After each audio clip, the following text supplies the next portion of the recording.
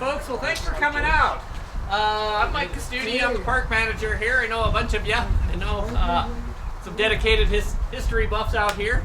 Yeah, we're here today. This is kind of a jointly sponsored event with the Bonner Milltown History Association.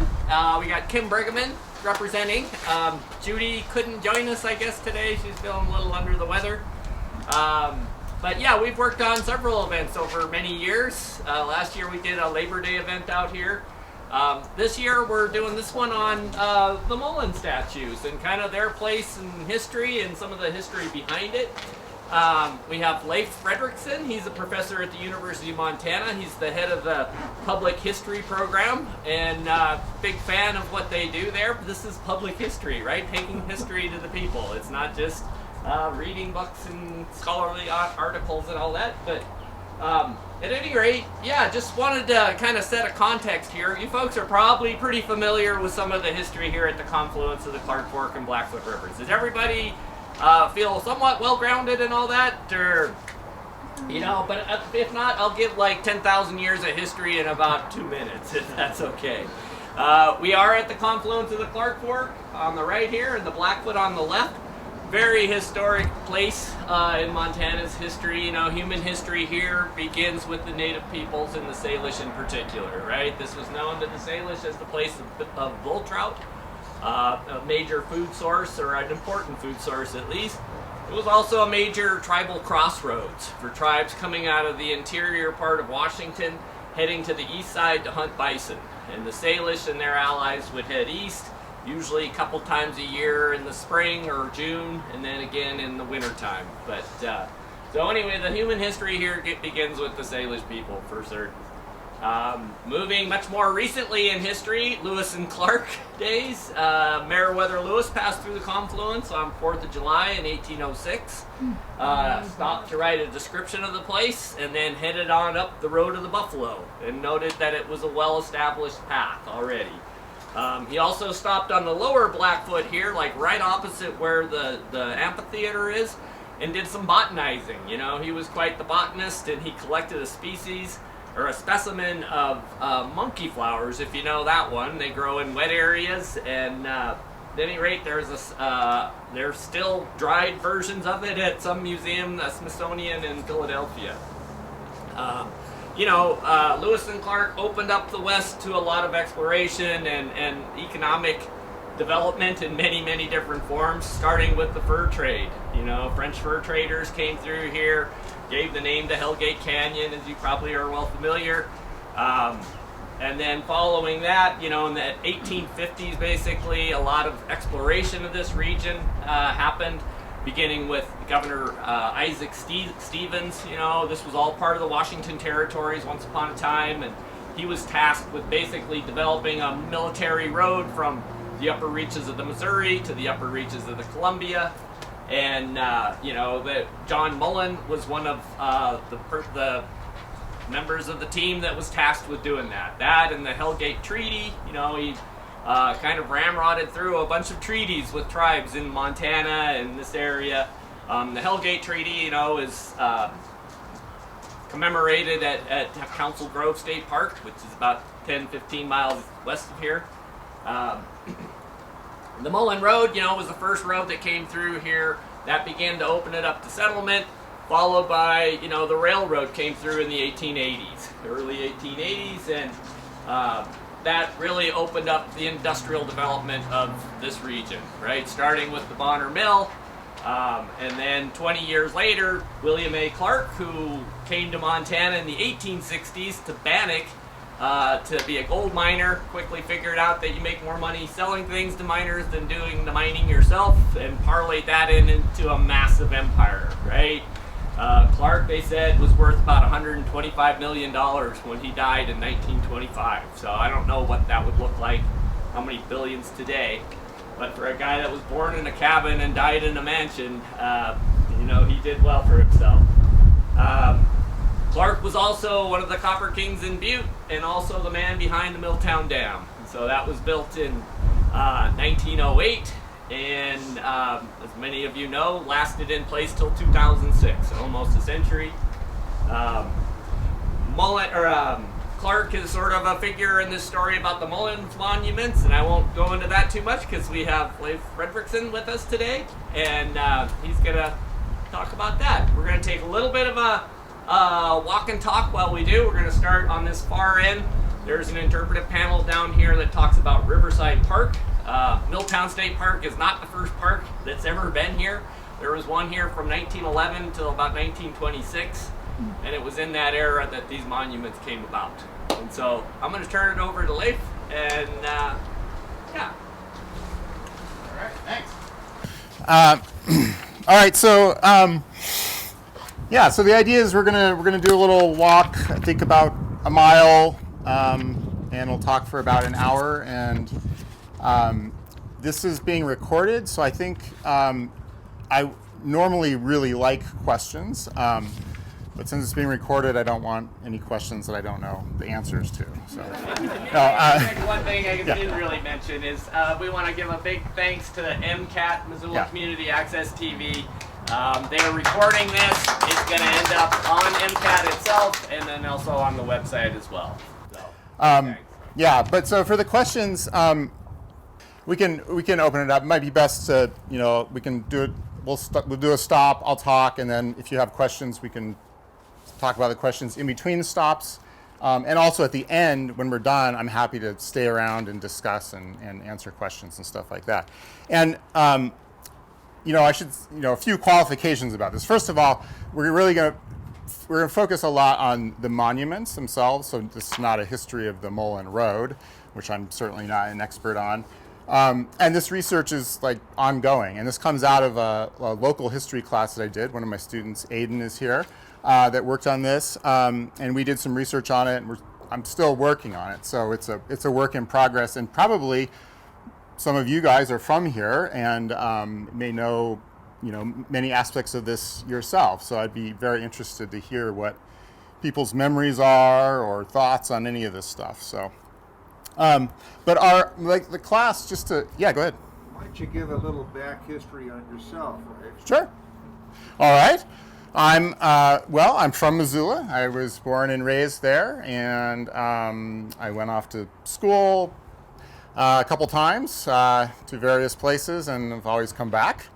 And most recently, I finished my PhD in history at the University of Virginia about 5 years ago or so, and came back here, and I've been teaching at the university basically since then. And I do urban history, some history of the American West, environmental history, and public history, as Mike mentioned, which is engaging the public in history, not just writing for academics and that sort of thing.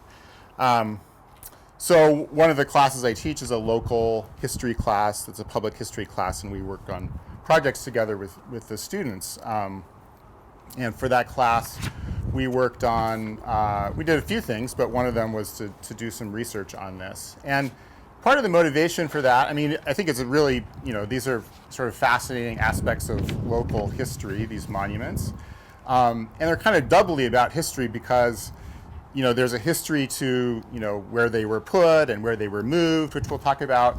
But the monuments themselves are an indication of how people in the past thought about history, thought about the past, and so on. So we'll talk about that as well.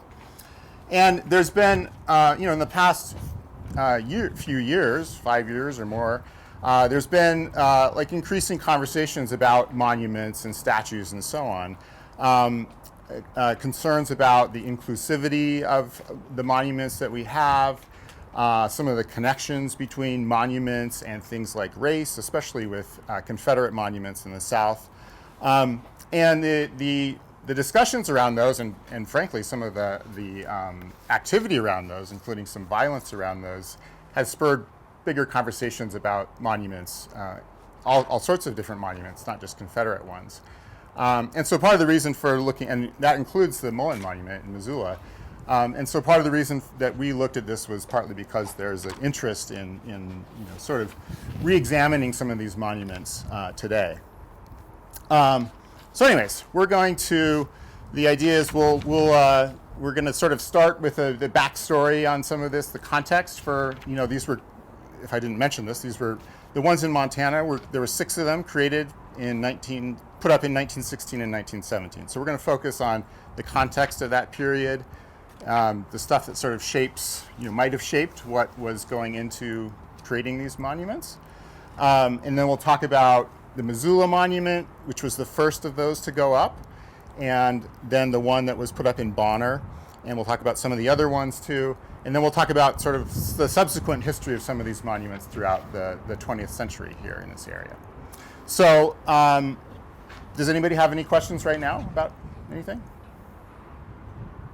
Do you have any other questions about me? Okay. All right, so let's go down we'll head down to the first stop down here. I wanted to start here and talk a little bit about the broader context of what's happening in the Missoula area in this time, among other places. What do you guys think? So I said these monuments go up in 1916, 1917. I mean, what sort of stuff has been going on in the decades leading up to that? What sort of changes in society? Transportation? Yep. A little war? Yeah, might be important. Any other ones? What's that? Political changes? Like what? Population changes, yep. What did you mean by political changes? Okay. Yeah, unions, right. So this, I think it's really helpful to think about, these monuments. Nothing in history just comes out of nowhere. Like they come out of the context of their time. And as Mike mentioned, the building of the Mullen Road, it was a survey that was done initially to create a route for the railroad, to survey a route for the railroad. And that survey was done in the 1850s. And then initially a road was built, a wagon road was built and completed in the early 1860s. And then eventually this area of the country gets the railroad in 1883. The Northern Pacific is built through here. And the coming of the railroad really transforms this part of the world. Before this, the Missoula area was basically like a mercantile center. It was a place for trade. If you were going to ship anything out of the Missoula area, export something, it better be really high value for the weight of it. So like furs or gold or something like that. You're not going to ship logs across the state, let alone across the country on a wagon and make money doing that, right? But the railroad changes that. Now you can do that. And in fact, the coming of the railroad itself spurs industrialization because it takes an enormous amount of lumber to build the railroads. So when the railroads are coming through, that's when, of course, the mill starts out here, and it starts to provide lumber for the building of the railroad. And then once the railroad is built, you have a system that can transport those logs to other areas. And the big export area for Missoula for a long time is Butte, which is this massive mining center, and Anaconda nearby where the smelters are. And they need tons of lumber and timber to build those big mines, and they need a lot of wood to run the smelters at Anaconda.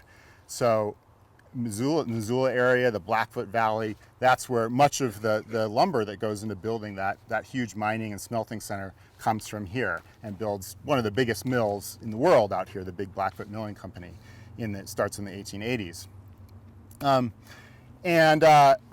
Along with that, there's other aspects of industrialization too. The railroad itself is an industry, and Missoula is one of the, becomes a major node on the Northern Pacific line, and so there are a lot of industrial workers that work in there. And so with all that industry, you have a lot of people coming in to work here.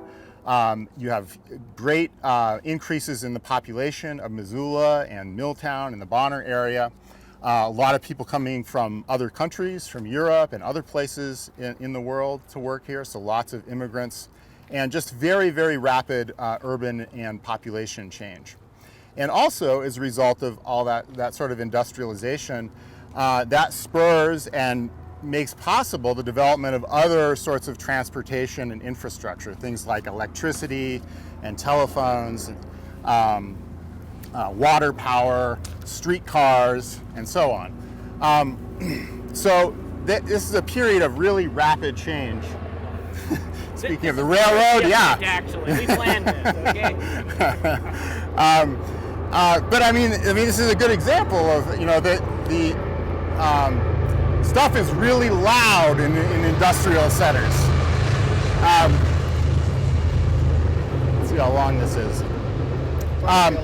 But it's a period when there's a lot of rapid change, a lot of change in the size of places and in what society looks like and how people interact in society, and that creates a lot of anxiety among people about the changes that are coming, and it creates a lot of other things like pollution in cities, noise pollution, but also air pollution and so on. And there are all kinds of attempts to deal with that. Yeah. Hold your speech for a few minutes. Yeah, I can wait. So there's a lot of different responses to this period of rapid change, from the individual level to the community level to the state level, national level. But one of in a lot of urban areas, like including Missoula, even though it's not a huge urban area, but there are attempts to sort of bring cleanliness and orderliness to this rapidly industrializing places. And one movement is called the City Beautiful movement, which comes out of this. There's this big 1893 World's Fair in Chicago. You guys might have read about sometime, the White City, where they make this futuristic sort of city. It's all very white, and it's electrified. It's another reason it's called the White City. Electrification is very new, and of course Butte's copper is supplying much of the copper for the electrification of the world. The architecture that's built at this fair in 1893 really influences a lot of cities and city planners about how to approach cities. And there are it changes how people think about architecture. There's an increasing emphasis on neoclassical architecture, symmetrical buildings that sort of harken back to the Greek and Roman ancients, and they're very light in color, white or light stone. And there's ideas about increasing green space, building parks in places, and so on, and doing more planning. And so cities institute those sorts of things, and industrialists also institute those sorts of things. And William Clark, who we mentioned, who's this big copper baron, one of the wealthiest people in the United States, he builds a huge park over in Butte called Columbia Gardens. And it has all kinds of green spaces, amusement areas, and so on. And it is supposed to sort of take the edge off of this rapidly industrializing life that people face, including the park is open to all people, including the working class that are there. And he builds sort of a mini version of that here, because he has his mill that's right here, the Western Montana Lumber Company. And he builds Riverview Park here, which is kind of a mini version of Columbia Gardens in Butte. Did anybody here go to Columbia Gardens? Is anybody? Yeah, okay. So it was big. It was a lot bigger than this. But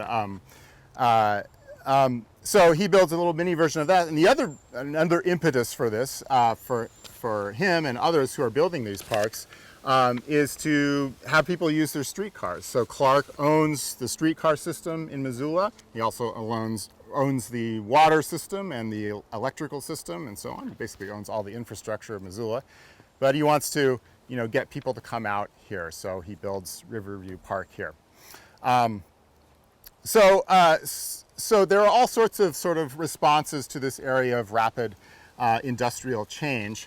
And part of them is the City Beautiful movement, which also influences the building of things like monuments, which many cities build at this time. And so that's also shaping, what will be built here in terms of the monuments to Mullen. All right, so let's go on. Riverview Park, and Mike can tell us more exactly, was mostly in this, I think, on this side of the dam. Yeah, mostly behind us here. Behind us here, okay. Yeah. And the monument, the Mullen monument that went up in Bonner, was a little ways away from it, but it was near the park. So we're going to go to that location now. And is this an amusement park? Yeah, I mean, it was, they had dancing, and I don't remember. Big dance pavilions. Yeah.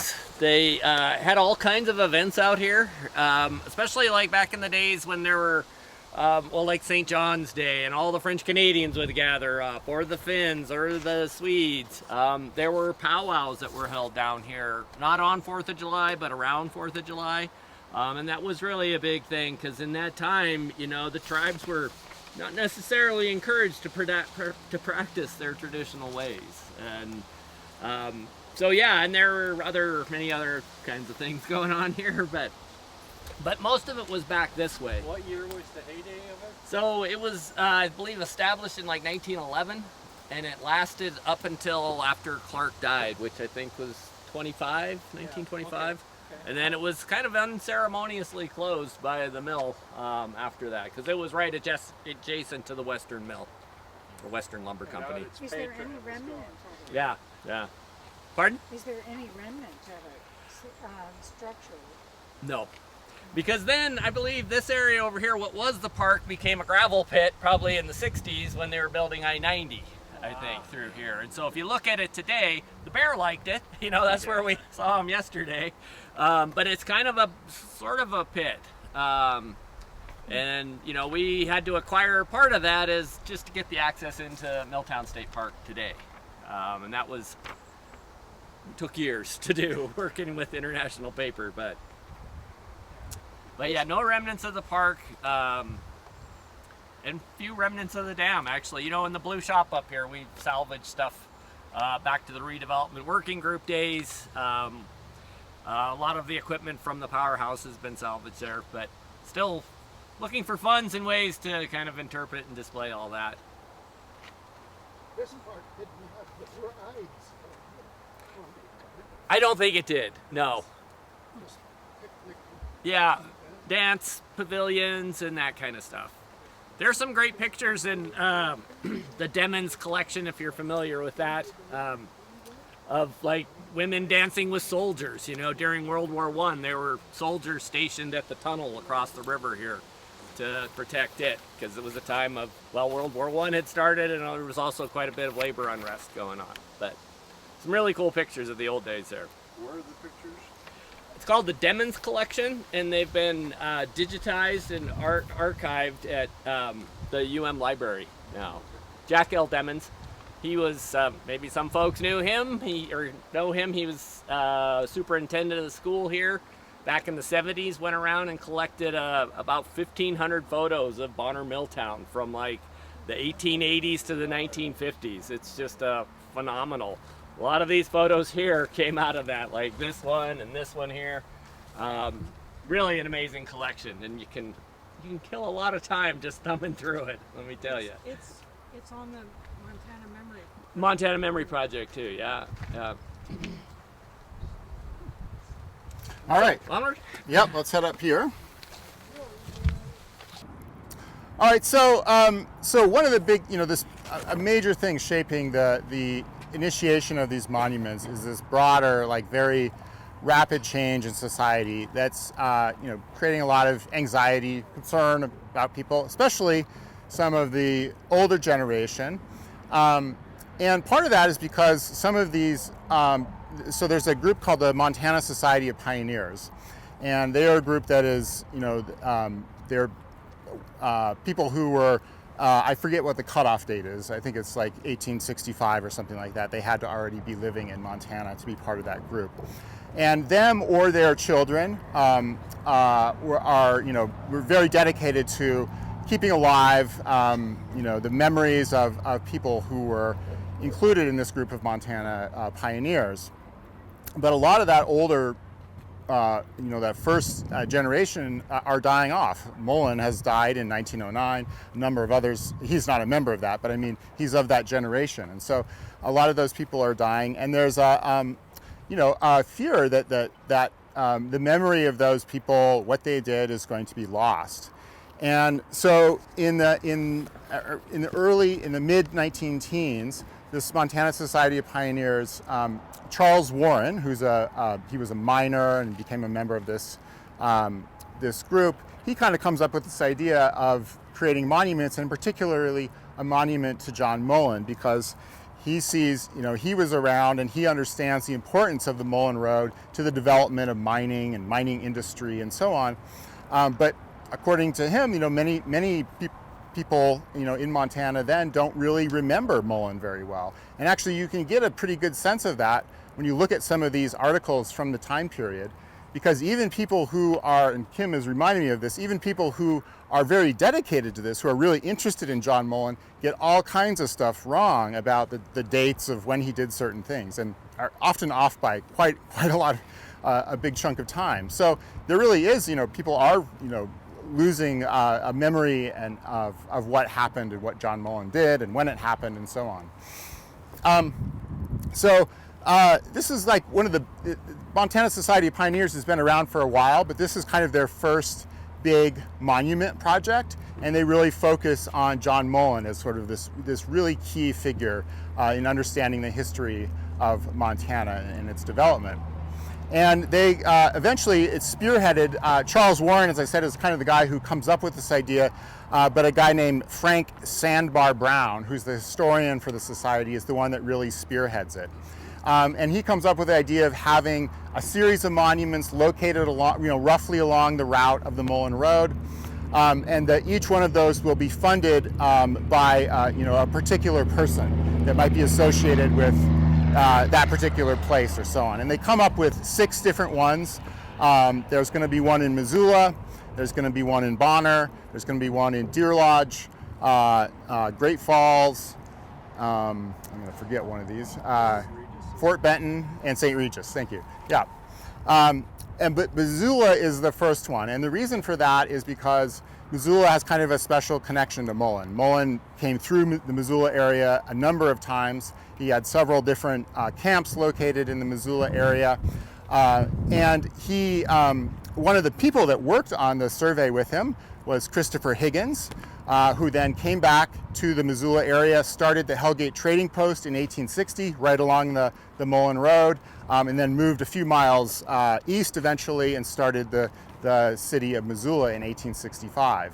And that grew up to be this, major center in this area for trade and then eventually industry. So Missoula is chosen as the first spot for a monument, and then the others come after that. So there's partly, this Montana Society of Pioneers, they're concerned about the loss of, literally the loss of some of these pioneers that are dying off, the loss of knowledge about what they did, and this sort of changing of society where, not only do people are not going to remember these folks, but society is going to be so different, they're not even going to remember what it was like, when these pioneers were here. So that's a major part of the impetus for the construction of these. And as I said, each one of these is eventually funded by a different person. There's a few groups that fund some of them. In Fort Benton, it's just the people of Fort Benton that end up funding it. But in other cases, it's usually either a family that's associated with some of the pioneers, often who have a connection to Mullen, or some industrialists that benefited basically from the Mullen Road. And so in Missoula, the Jewel Hannaford, who's the president of the Northern Pacific Railroad Company, funds that first one. And for very clear reasons. I mean, as I said before, the survey that Mullen did was very specifically about surveying for a railroad. That didn't come for a while. There was this wagon road, but eventually, the idea was that that railroad would come, and the development of that wagon road does help, eventually bring the railroad and so on. So the Northern Pacific funds that first one, and then I can talk about some of the other ones in a little bit here. But that first one, it's contracted out with a local Missoula company, the Rocky Mountain Marble and Granite Company, to build the monument. And the idea is they're gonna unveil it on the 4th of July, which is during, they're also having Pioneer Days at that same time, which is basically a reenactment, early reenactment of a lot of the sort of pioneer society. So they have a stampede and all kinds of stuff like that. Unfortunately, the monument is not completed by that date, and so it doesn't get to Missoula. So they have this whole fanfare about unveiling it, and then they have to delay it so they end up doing it on October 5th, a little bit later in the fall. And I'll pass these around. You can see where the monument was put initially. There was a little garden, if you guys are familiar with the Northern Pacific Depot down there. The Mullen Monument is there right now. It's been moved a little bit, a couple times, and it's no longer on a pedestal that it used to be on. So initially it was put down there. There's a little sort of garden area there, and I'll also pass these, just make sure I get these back. So on both sides of these, there's a postcard that shows the Mullen Monument in front of the Northern Pacific there. And and appropriately, Mullen is of course facing west, bringing people from east to west. And they have some of the a person who worked on the Mullen survey there, whose name is Baron O'Keefe, who attends it. And they have a few different speakers, Charles Warren, who I mentioned, and then W.J. McCormick, who's one of the early founders of Missoula as well, is there and gives a speech. And I'm going to talk a little bit. There's a number of aspects to kind of how this Montana Society of Pioneers thought about these monuments and what they signified. Some of that had to do with Native Americans and race, and I'm going to talk about that in a stop down here a little bit. But there are other aspects too. There's what I mentioned a lot about sort of not losing the memory of what these pioneers had done, kind of seeing them as a really sort of an exceptional group of individuals who needed to be remembered for what they had accomplished, for whatever everybody else was sort of benefiting from in Montana. This was also, as we mentioned, during World War I, and there was a lot of emphasis on Mullen, who was a soldier, as a patriot and sort of an ideal type of American. And I don't think that that's any accident. There was a lot of pressure during World War I for people to be patriotic, to support the war, and so on. And in places, parts of Montana, including Milltown, where there was a lot of lumber workers, and Butte, where there was a lot of miners, a lot of those were immigrants. They weren't necessarily in favor of World War I, especially people from Finland, for example. They didn't really want to side with Russia, which was their colonial, who had sort of conquered Finland at various times. They had a sort of a colonial relationship with Finland. Similarly, a lot of the Irish immigrants they were no interest in sort of being in a war with England, on England's side. And more broadly, there was a lot of, among working class people, there's a little snake right there. There was a feeling that that the war maybe was not really for the working class. It was not about the working class and so on. So there was a lot of subsequent pressure to try to get people to do things like buy war bonds, support the war. And of course, Montana passes a Sedition Act in 1916, which effectively outlaws critiques of the war. And that eventually, there's a National Sedition Act that's basically based on Montana's. So there's an enormous amount of pressure to conform to and support the war. And these monuments are probably part of that as well. There's a real, as I said, a very strong emphasis on patriotism and so on that goes along with them.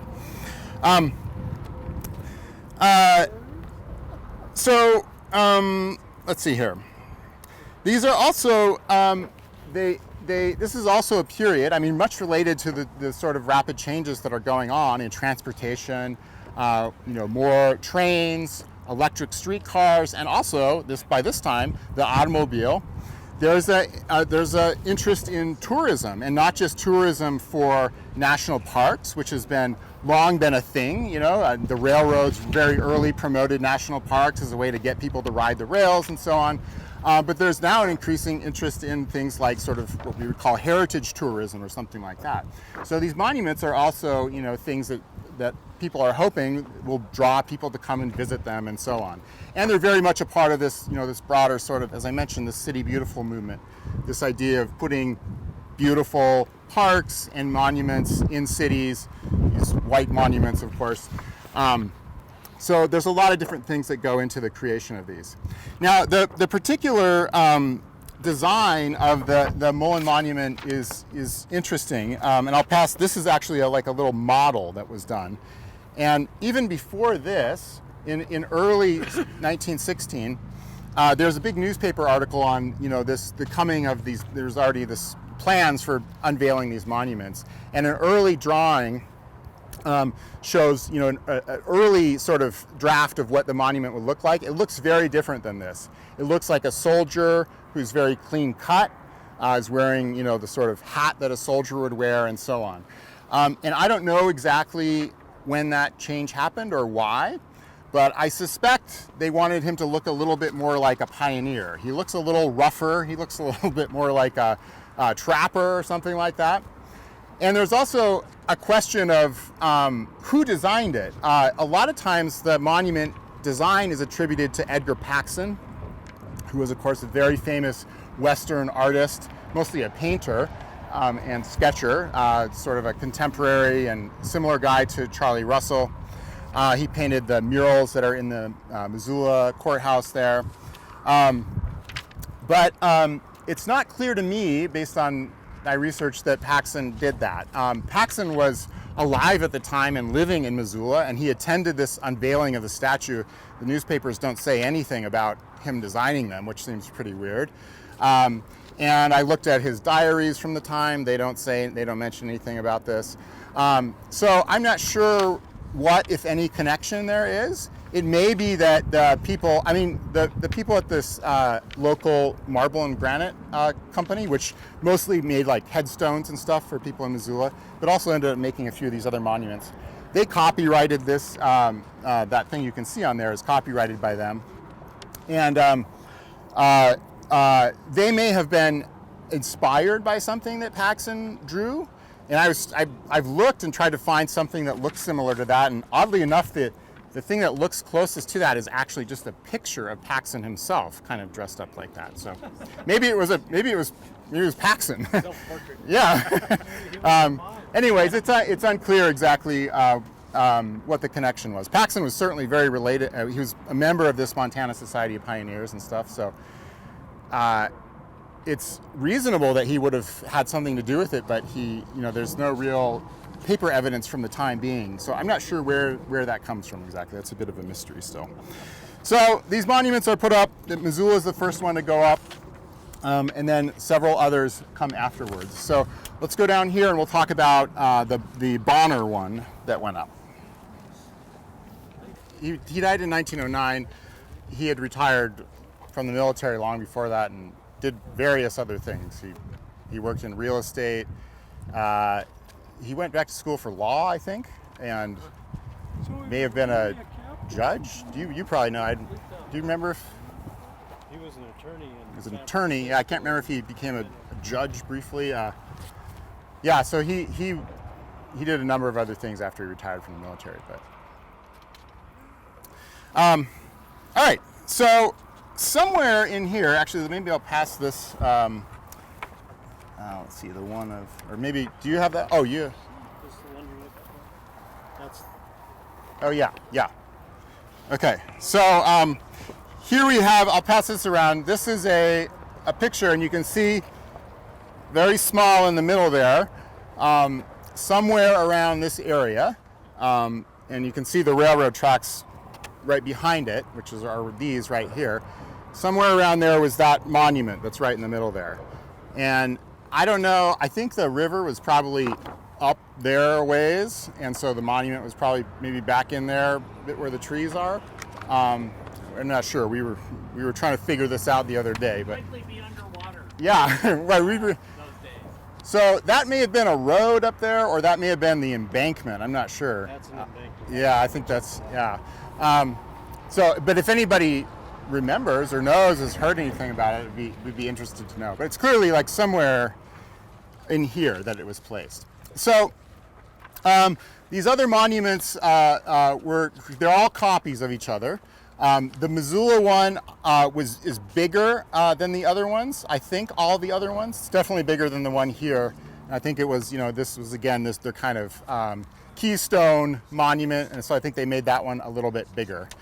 But other than that, they're pretty similar, except of course they're all hand chiseled out of one piece of marble. So there's going to be a little difference in how some of them look.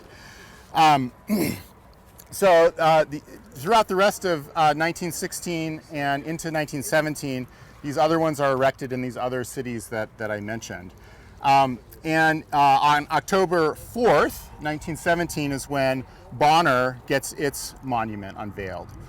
The Bonner Monument is funded by William Clark. Clark was also a member of the Society of Montana Pioneers. Clark was, I mentioned some of the reasons that Clark created like the Columbia Gardens and Riverside. Clark wasn't really like a philanthropist. I mean, he was partly one of the most wealthy people because he did not really give away much of his money. He was not like a Rockefeller or Carnegie kind of guy. But he did fund some of these things like this big park and this monument here.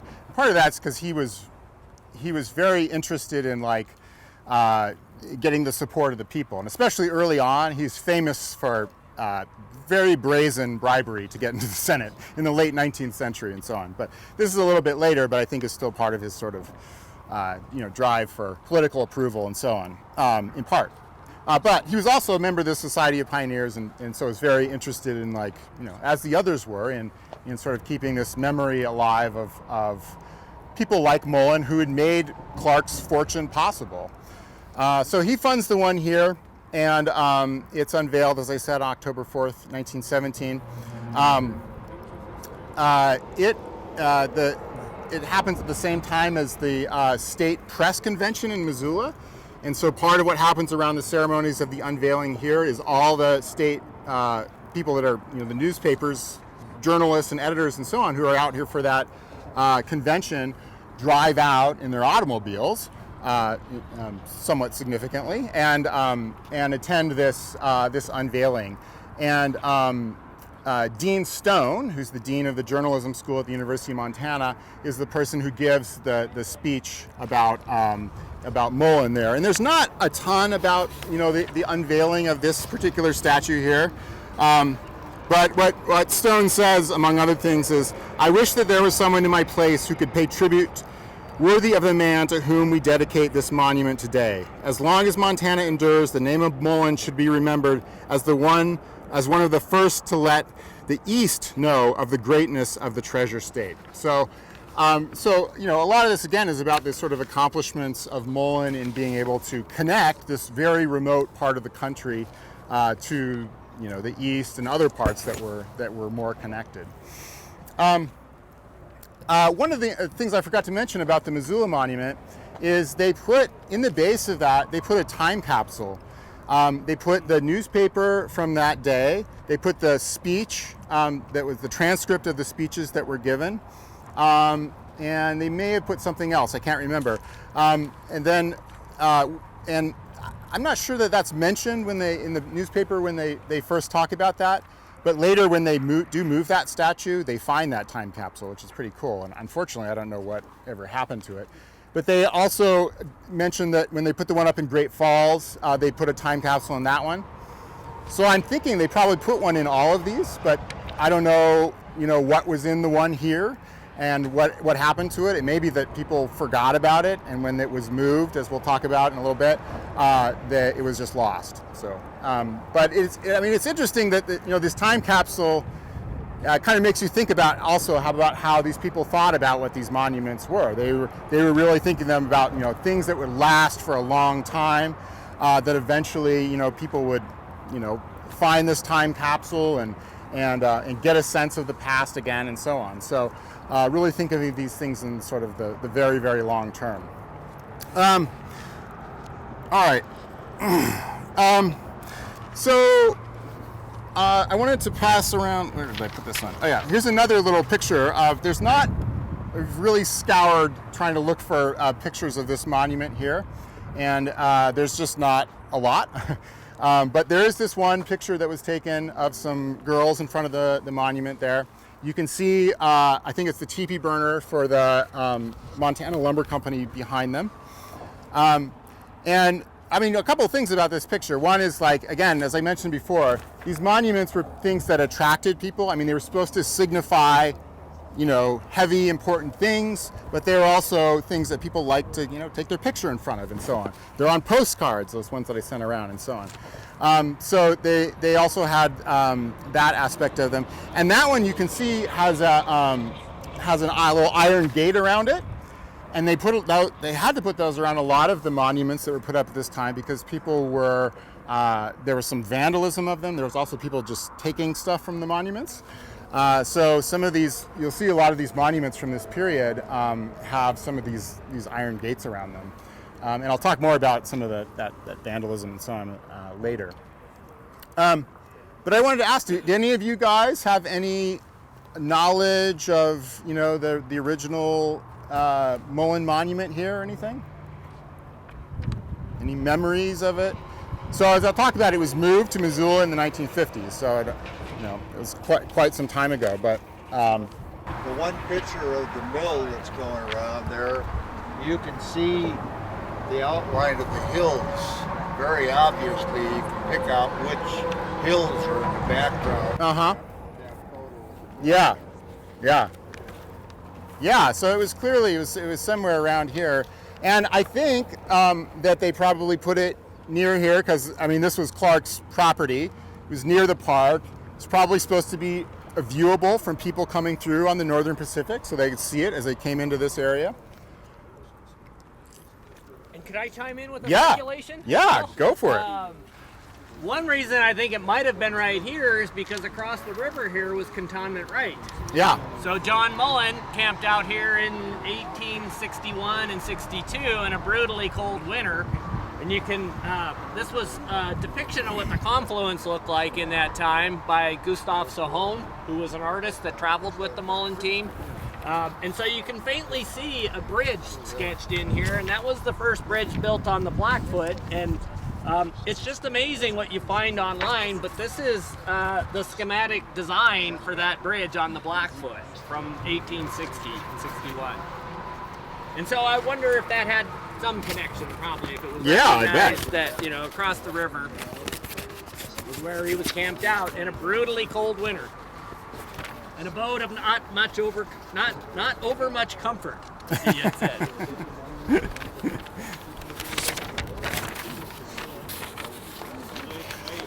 We have one resident of Milltown here.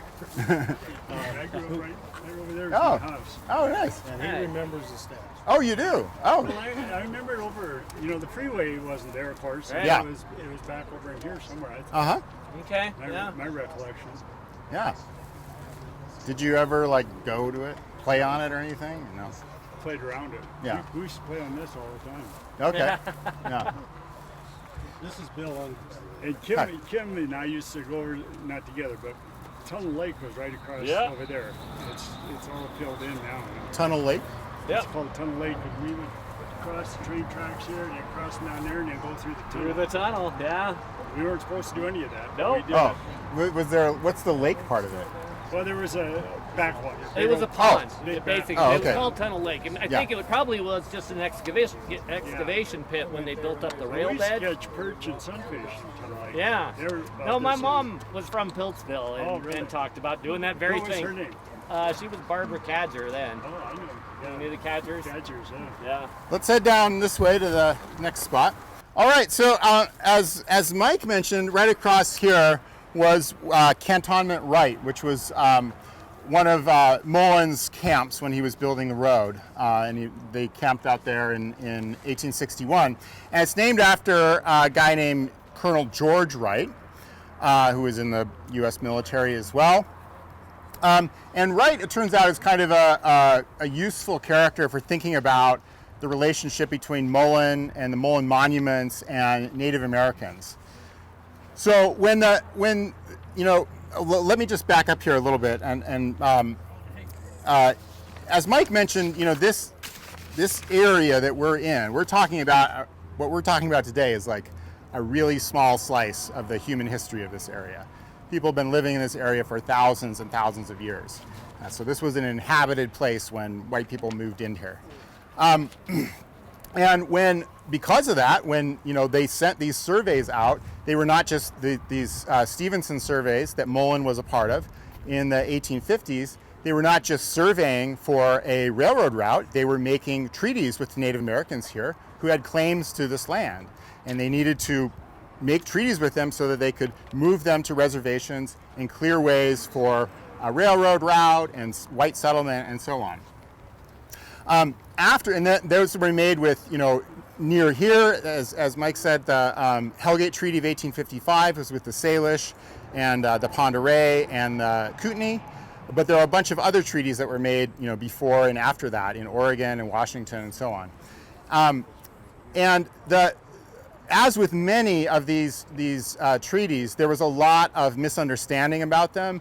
There was a lot of issues with the federal government making treaties with certain leaders of tribes who didn't necessarily represent everyone in that tribe. And so as a result of those treaties, there was a lot of conflict that emerged between Native Americans and whites in the Pacific Northwest in the aftermath of those. And in addition, many of those treaties stipulated that whites couldn't settle in certain areas, and they did anyways, illegally. So there was a lot of tension that resulted in violence in certain times.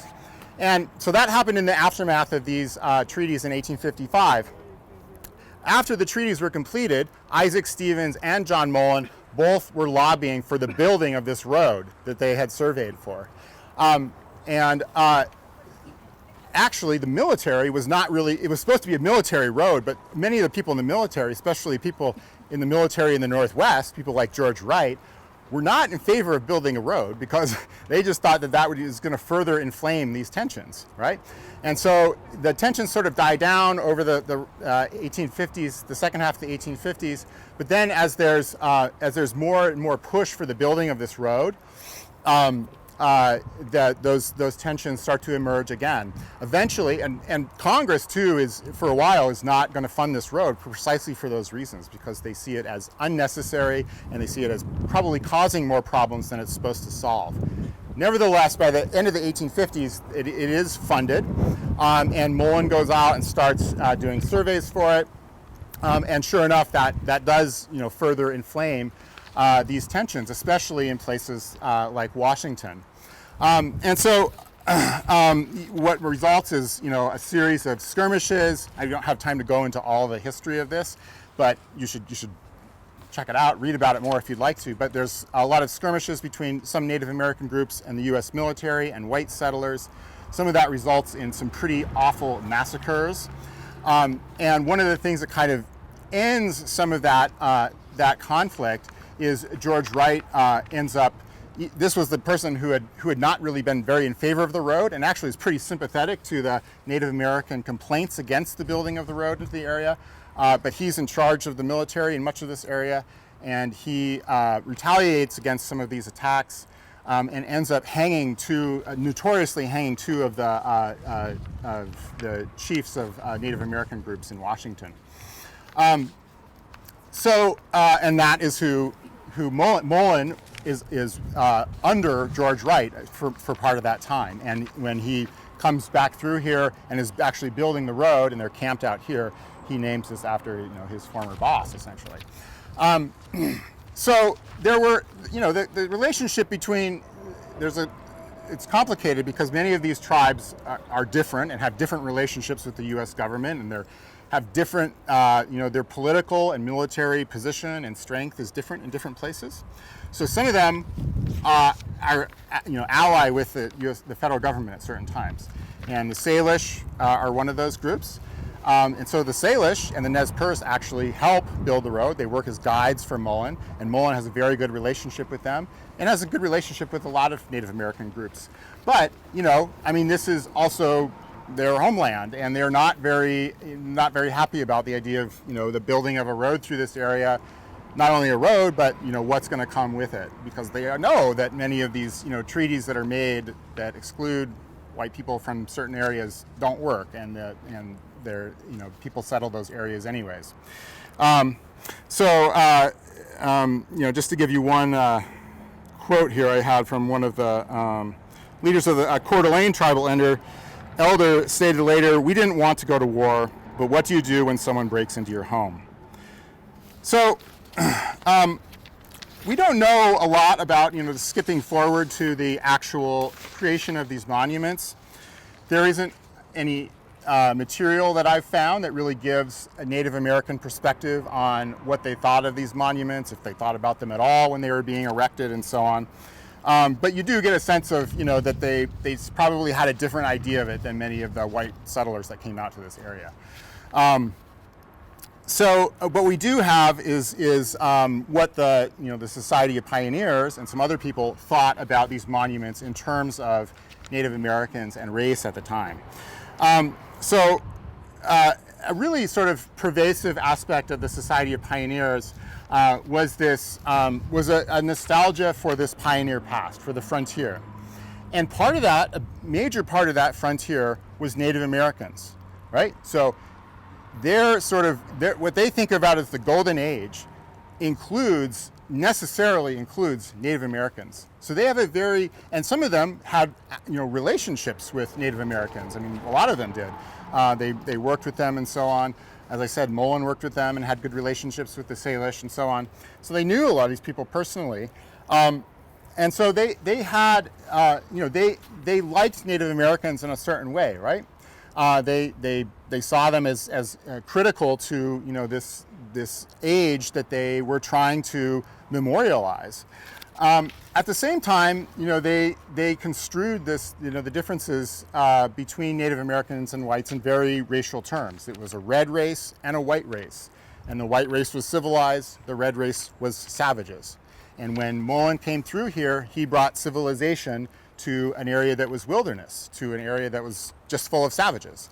And that was how they thought about it. And they may have missed the frontier pioneer days, but they saw that sort of change as necessary and good, right? So that was, that was a part of how they thought about things in general. You can see that in the sort of documents where they, their general sort of meetings, but also in the particulars of the unveiling of these monuments. So, at the unveiling, there isn't a lot about this unveiling here, but at the one out in Great Falls, Frank Linderman, who's one of these, a sort of classic early pioneer who had very good relationships with Native Americans, but also, again, really, uses this terminology of Native Americans being savages and whites being civilized and so on.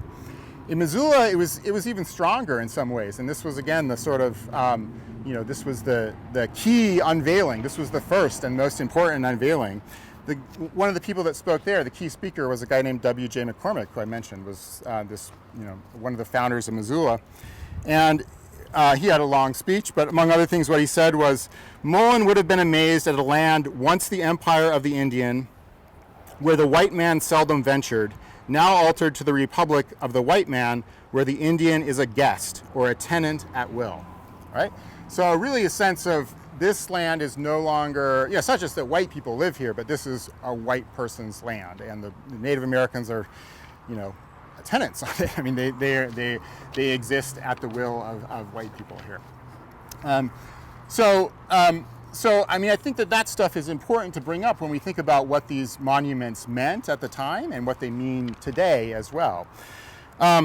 There's been some, as I mentioned before, there's been some discussion about the Mullen Monument in Missoula. Also been some discussion about, there was a development that is happening right now west of Missoula that was initially called the Mullen Development. And has since, because the Salish and some other Native American groups objected to the naming of it after Mullen, it has been changed to a Salish name. So, as I mentioned before, Mullen had a pretty good relationship with the Salish.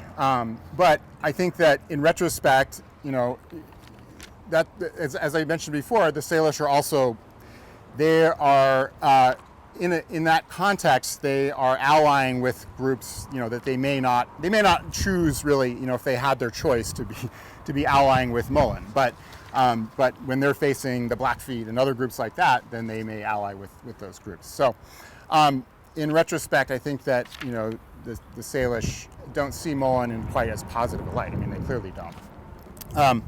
So that. There's a lot of different aspects that go into these monuments and what they mean or what they meant. but that's an important one as well. All right, so let's go just down here a little bit, and we'll talk. Yeah. I want to point out the signs on the Oh yeah. Sorry, I meant to. The signs on the interstate there are. I mean, this whole area was a place that was heavily used by the Salish as well as other groups.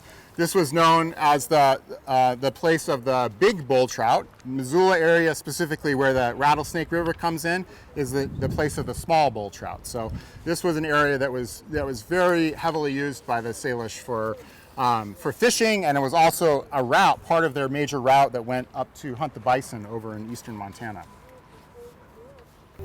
We've talked a lot about what these monuments were for. And one of the things I mentioned was they're partly there for like tourism, and but they were also there for education. I mean, it wasn't just that they wanted a statue, that the Society of Pioneers wanted like a statue for people to just note John Mullen, but they wanted people to remember what the Mullen Road was and when it was built and all that kind of stuff. As I said, they didn't always actually get some of those facts very accurate, but they very explicitly in the newspaper were like, we need these monuments so that children will know this history. So their idea was that the monuments would be an educational tool, and they may have served in that way, but there's also the subsequent history of these monuments over the 20th century. A lot of what we see in them is actually a lot of forgetting of them. I mean, I grew up in Missoula, and I never noticed the Mullen Monument. In fact, there were 2 Mullen monuments in Missoula when I was growing up. I never noticed either one of them. And not only did people, which isn't to say that's how everybody approached them, but I think I've talked to a lot of people, and they're like, they don't know where the Mullen Monument is in Missoula. Not only did people not remember them or notice them, but there was quite a bit of vandalism of some of them. And I mentioned before that there's 6 monuments that were created in Montana, and then after that, partly at the instigation again of the Society of Montana Pioneers, Idaho also created 7 very similar monuments, based on the same design and everything. So there's 13 of these monuments that look basically the same in Montana and Idaho. There's a lot of other monuments too to Mullen. There's some just markers of the road, other things like that. So there's dozens and dozens of monuments related to Mullen.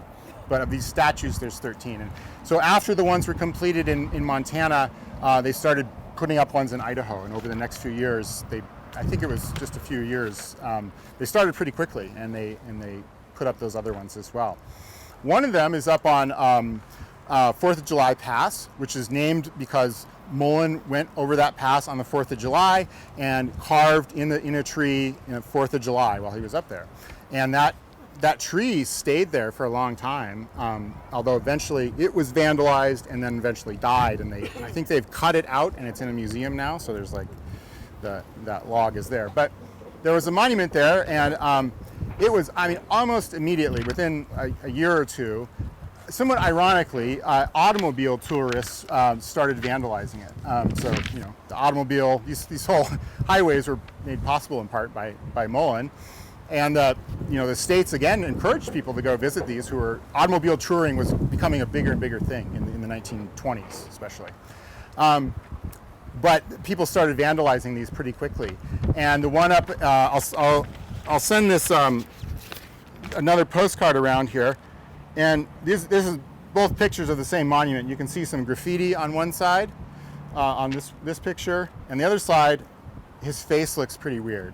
And I showed this to my wife, and both of us, without talking to each other, both were like, that looks like this person. So I want to see if anybody else comes to the same conclusion. But it doesn't look like the face that's on the other monuments in any case. And if you have an idea of who it looks like, just shout it out. It's a famous person. The monument was, people drew on it. In one of the articles, they mentioned that there was like 16 lipstick kisses on the monument. They shot at it, and in one case, they literally blew his face off with explosives. Somebody did that. And that happened with some of the other monuments as well. Like the one in Missoula is missing a nose, and I don't know when that happened. I don't know if anybody has any idea, but I haven't been able to find out when that happened exactly. This one that we'll go see, the Bonner one, has definitely it's had some rough times. Yeah, so, you had, they didn't, I mean, there's certainly a certain segment of the society that was not sort of approaching these monuments in the way that the Society of Pioneers was hoping. Those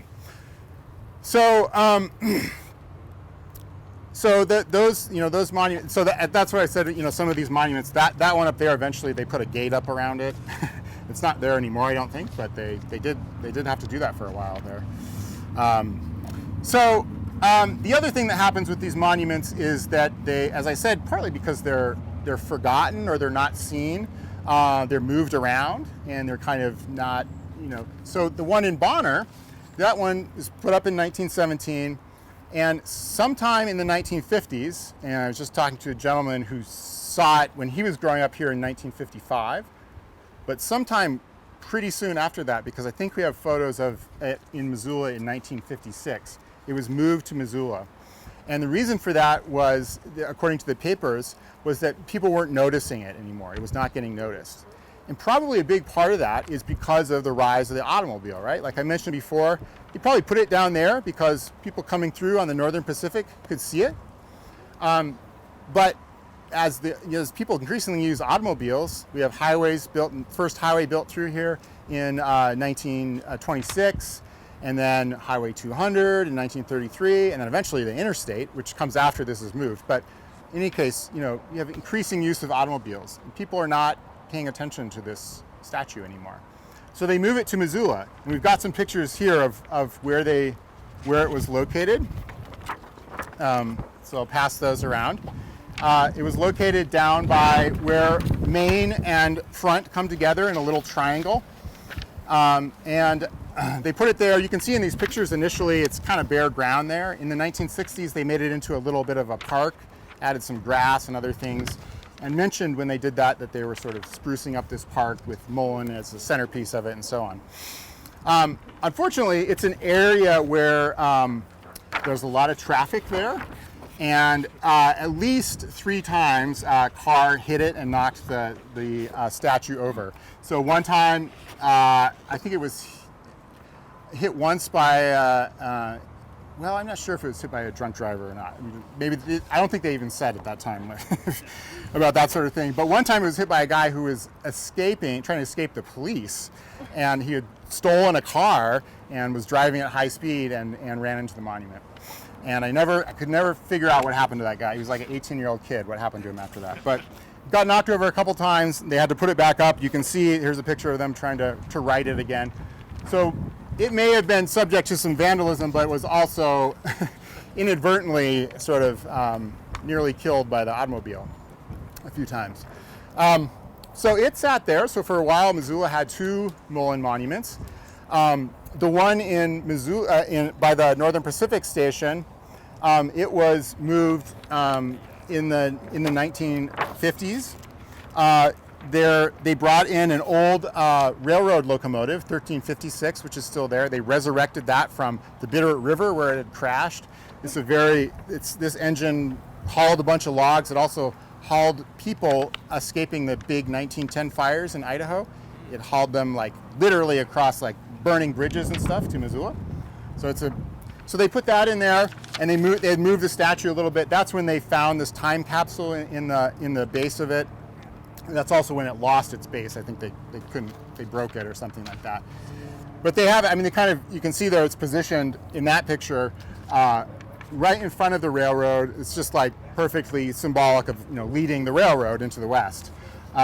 And then I think in around 1980 they redeveloped that area again, and that's where they moved it again, and now it's kind of on the corner where I'm not sure what that street is called actually, but right on the corner where the farmers market is and so on. So, is it Railroad and Railroad and Higgins? Yeah. So that's where it is now. So they've gone through a few different movements, and we're going to head up now, and we'll talk about when the Mullen Monument came back to Bonner and Milltown. Wait, did anybody think this looks like somebody? Abe Lincoln. I think it looks like Hank Williams Jr. Oh. Look at that. How about it? Or Jeff Bridges. Okay. So maybe Leif has a better idea. It was a local company that produced these. You know where they quarried the marble? Vermont.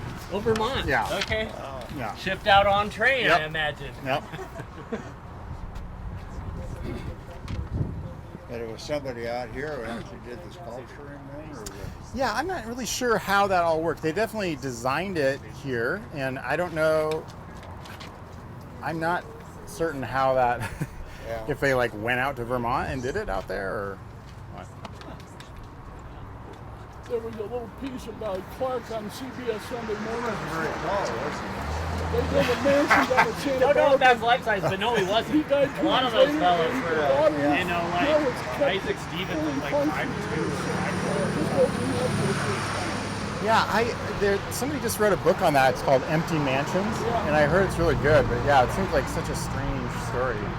I am the keeper. For now. You want that one back? Yeah.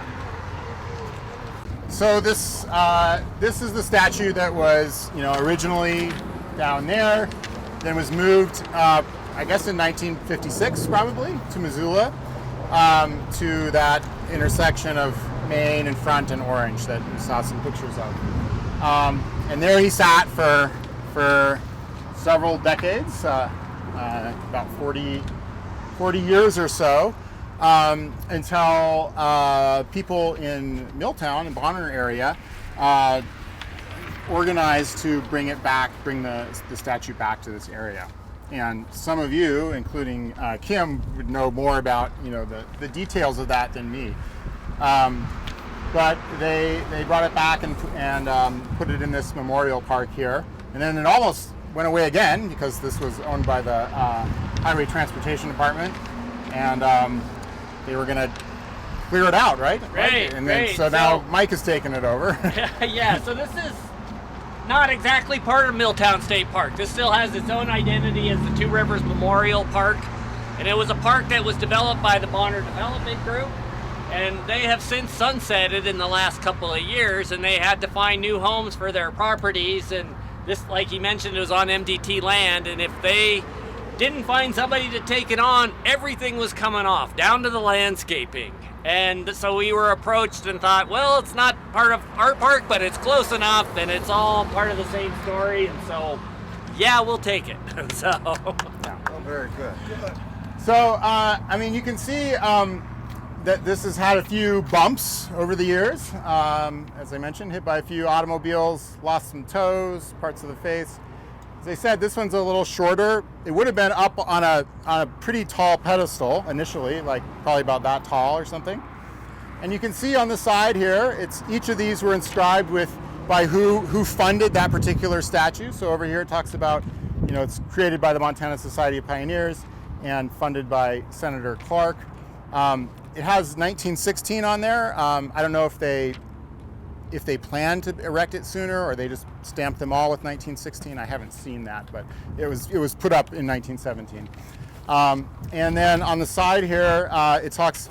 I mentioned a little bit this, interesting aspect of this is the society, and others are interested in preserving this history, but there's some fairly confusing dates on here. Like this says Mullen Trail 1853 to 1855. Well, that was when that survey happened that Isaac Stevens did, coming out here to survey for the railroad. Mullen was on it for part of that, but that was not when the road was actually built. That was built in around 1860 and after. And it does say on the side here, completed in 1862. But it also refers to it as the Mullen Trail when most people refer to it as the Mullen Road. So some interesting aspects of it there. And on the very back side, you can see pretty lightly the stamp of the Rocky Mountain Marble and Granite Company on the back there with their little copyright. So that's all I have for the talk. You guys, I mean, I would suggest checking it out, looking at the statue, and then we can go back if people have questions or just want to talk about stuff. Maybe we could go back to around the bridge over there for whoever wants to stay and talk. Does that sound good?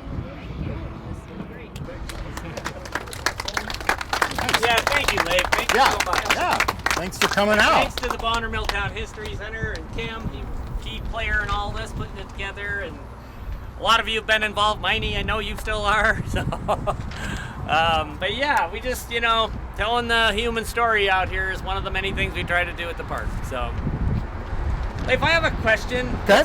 Is this two pieces? Like there's the concrete base and then like the marble base. Is that just resting on there, or is that all? I don't know. That's a good question. And somebody asked before where the stone came from. So it came from Vermont. It's from Vermont marble. And I don't know if they made the statue out in Vermont and shipped it back here, or brought the stone out here and made it, because it was made by this local company, but the marble's from Vermont. It's referred to as being created from a single piece of marble, but I don't know if that includes that little part there. The base, the pedestal thing was separate, but yeah, I don't know. It kind of looks like that might be separate. It looks like a seam, but I can't tell.